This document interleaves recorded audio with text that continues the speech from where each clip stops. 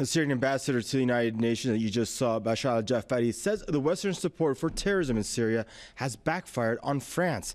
Jaafari said the recent terrorist attacks in Paris has been carried out by terrorists who previously enjoyed the backing of Western and French officials. We have repeatedly said and warned the French government about working with the terrorists, about manipulating the terrorists.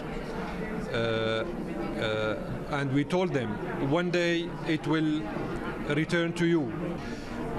France today is paying the price of its unprofessional politics with regard to the Syrian crisis.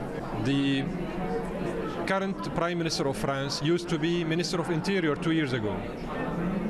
2 years ago, he said that, you know what, I cannot, as a Minister of Interior, prevent the French jihadists from going to Syria to fulfill their jihad.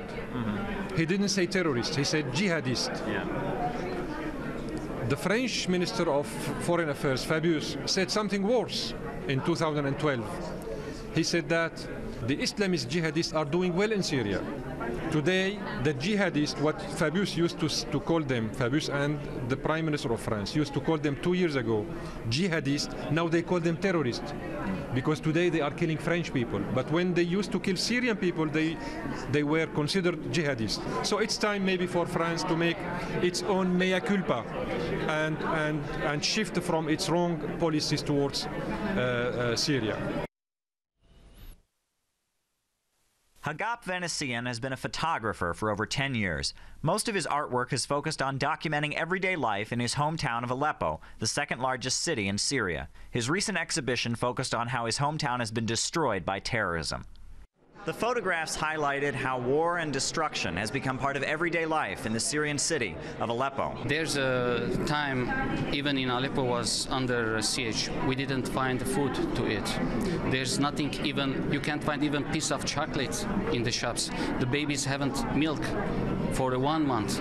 Till now, there's no electricity in Aleppo. There's no water in Aleppo. There's 3 million people living there without electricity in this cold weather. Their situation is very bad. The Syrian mission to the United Nations sponsored the exhibition, showing the photographs in the Secretariat building of the UN headquarters.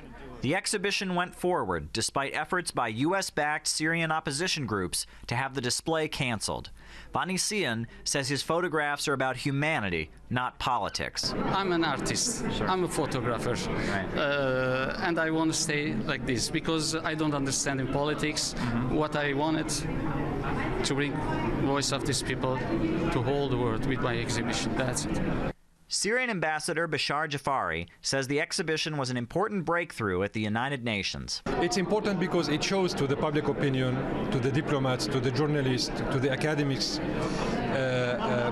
the real truth about what is taking place in Aleppo, what the terrorist groups are doing, how they destroyed the city. A number of people attended the reception and saw close up the direct impact of a campaign of violence which has been funded and facilitated by Saudi Arabia, Britain, and the United States. Caleb Maupin, Press TV, New York.